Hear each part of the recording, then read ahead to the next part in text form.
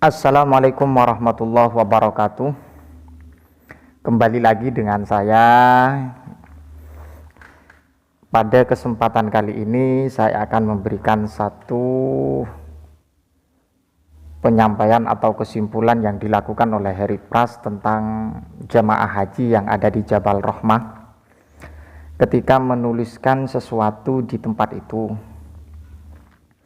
Ada tuduhan yang sangat begitu mengejutkan dan saya tidak sepakat sekali. Dan sebelum saya menguraikan bahwa Harry Pras menuduh dan sekaligus menyimpulkan bahwa pekerjaan itu merupakan pekerjaan yang syirik ya. Ketika orang dituduh dengan kesyirikan, maka jelas itu sesuatu yang sangat dosa, dan apalagi syirik ya, minal kabair.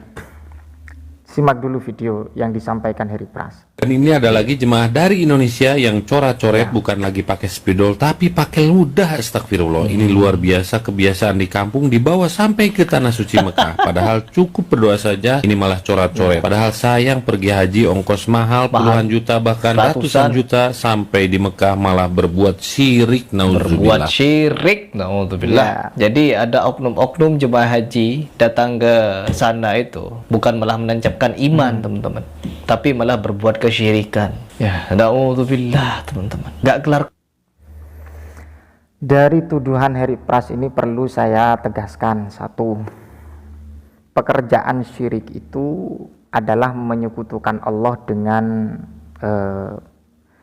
makhluk ya. Dengan makhluk itu dikatakan syirik. Makanya ada asyirkul khafi, ada asyirkul kabir. Jadi seperti itu. Ada yang syirik kecil, ada yang syirik kabir. Entah maksudnya apa, tapi yang jelas ketika notabene-nya faham wahabi, maka syirik ya syirik itu bukan syirik khafi lagi kalau kita pahami apa yang disampaikan oleh Harry Pras. Ketika orang menuduh syirik, perlu kita ketahui, dan mari kita bahas dari persoalan dan menjadi fakta dari jamaah haji ketika ada di Jabal Rahmah. Bahwa yang pertama, orang yang datang ke tempat itu bukan dalam rangka untuk menyekutukan Allah, tidak. Saya yakin seperti itu. Dan kemungkinan besar apa yang dilakukan mereka itu sekedar untuk menulis karena itu dianggap tempat yang tidak pernah ia temui. Dan kemudian juga ketika orang menuduh syirik, belum tentu orang yang menuduh itu tahu maksud daripada orang yang menulis. Ini perlu diperhatikan ya. Karena apa? Karena ini menyangkut atau berkaitan dengan masalah ideologi. Karena ideologi itu tetap nanti ranahnya kepada iktikad atau keyakinan. Dan keyakinan itu ketika nanti tetap mempunyai keyakinan kepada Allah, al-mu'assir huwallah, maka tidak akan terjerumus kepada hal-hal yang bersifat dosa besar atau syirik.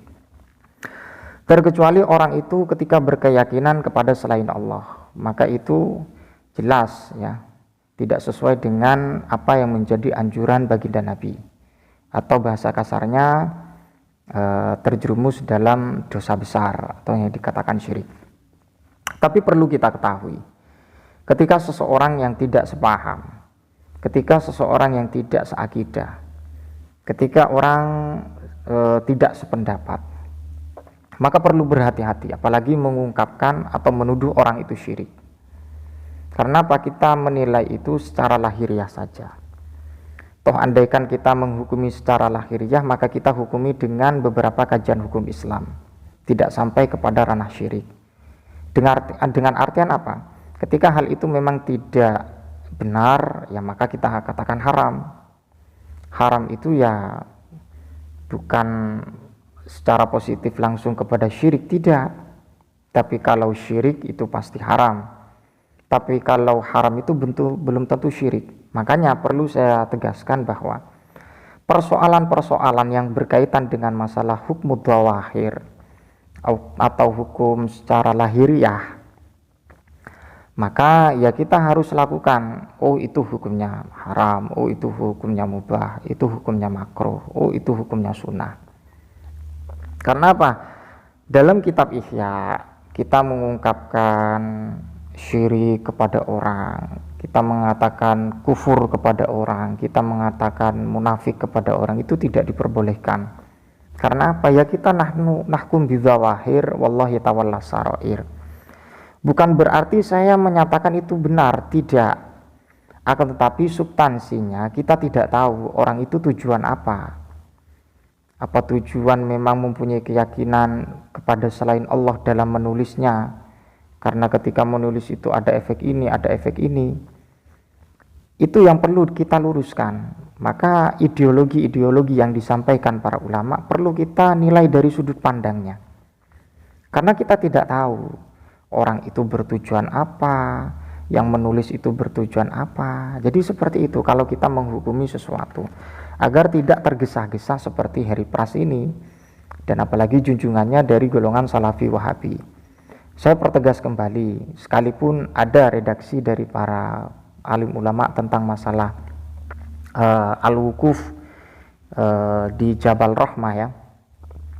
Al-wukuf di Jabal Rahmah itu memang ada pekerjaan-pekerjaan orang bodoh yang memang tidak ada dasarnya ketika wukuf di Jabal Rahmah pada saat itu, dan itu sudah diungkap oleh para ulama. Bisa dibaca sendiri dan saya tampilkan redaksinya. Tapi tidak menutup kemungkinan ketika ada tuduhan syirik, ada tuduhan kufur, ini perlu kita tahdzir ya, perlu kita ingatkan dan perlu kita sampaikan. Hal itu merupakan perbuatan yang tidak baik ya. Ya kalau memang dari kelompok Salafi sudah ketat dengan masalah hal itu, maka ini loh klaim-klaim yang seperti ini perlu kita luruskan. Klaim-klaim membid'ahkan orang, menganggap syirik orang, menganggap kufur orang. Karena substansi yang dilakukan mereka itu kita tidak tahu tujuannya apa dan alasannya apa. Dan kemudian ketika tidak ada ajaran dari baginda Nabi, dari Allah Subhanahu wa ta'ala lewat Quran dan hadis, maka kita langsung anggap syirik. Ini kan satu perbuatan yang gegabah. Jadi seperti itu ya, Islam itu mengajarkan ya ad-din an-nasihah, mengajarkan nasihat dengan cara baik, dengan etika yang baik.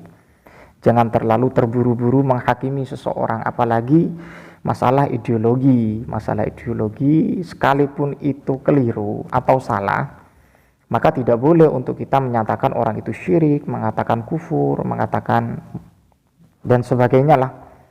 Kalau kita mengatakan itu melanggar, wajar atau mengatakan itu melanggar agama, itu wajar.